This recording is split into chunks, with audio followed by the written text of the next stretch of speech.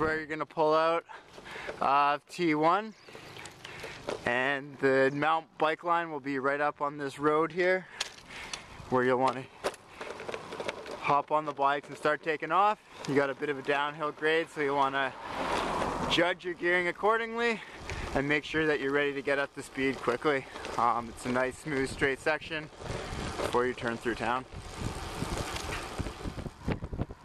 So the pavement on the course is pretty beautiful, with the one exception, this quick little side street that's going to take you up towards the highway.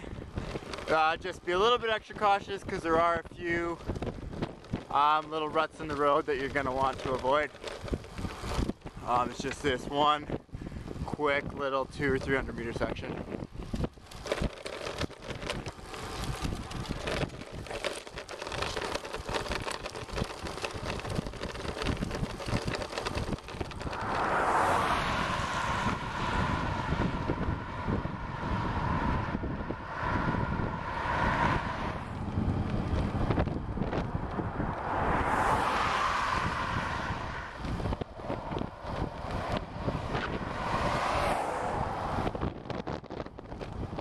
Right now, the course can get super windy out here.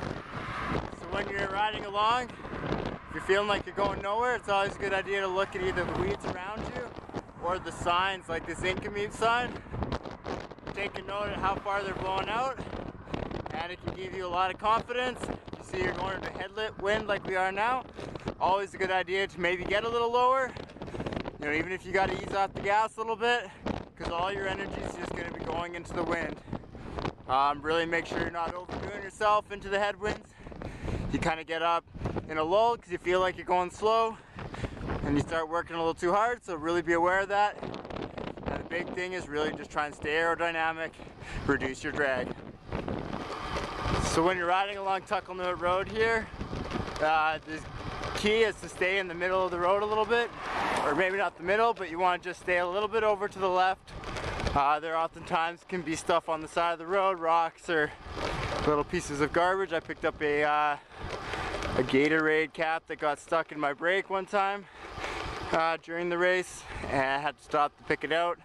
So it's a good idea just to hang, you know, just a little bit left of the white line, and you can avoid any flats or potential problems you might have that way.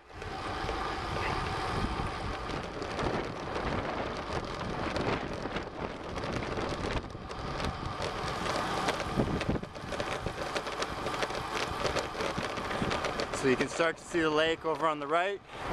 You'll see the trailers, and just beyond that is Tuckalnuit Lake. I like to think when I'm doing the race, once you see this RV park sign, it's a big white and blue thing up there.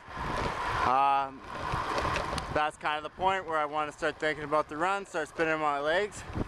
You don't kind of want to get into a low cadence on this hill too much. You want to keep that high turnover, because you really only have about 1,500 meters until you're hitting transition. The lake's going to open up on the right there. So you really want to make sure you're doing well for the run. So this is the last little turnoff. If you haven't already taken your shoes out, here's a good place to do it.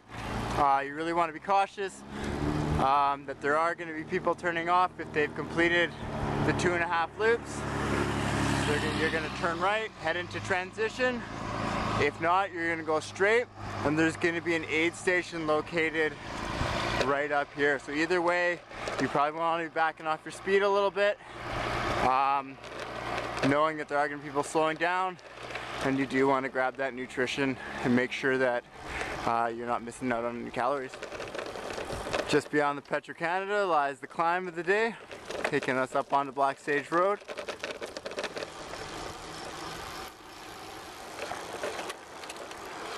So this is kind of the start of the major climb on the course.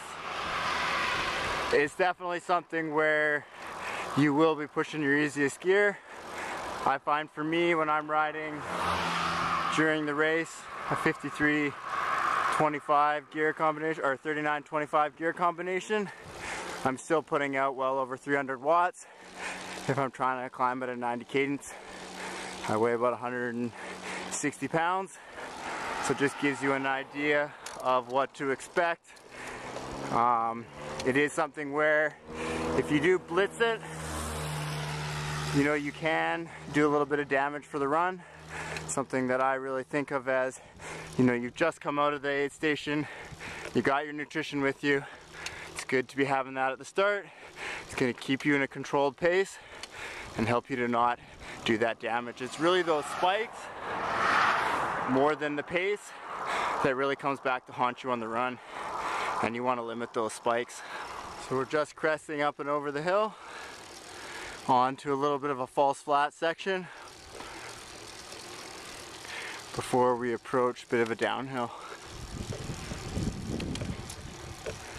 I always find when I ride with the hills, you're going to put the effort out. It always feels a bit easier, but you're still going to be putting out the watts, expending the right energy. So I always think of the hills as a break. It's the one time where the aerodynamics start not to matter as much. So you can change your position, you can sit up, stretch your legs out by standing, and it's something that I actually really look forward to the hills.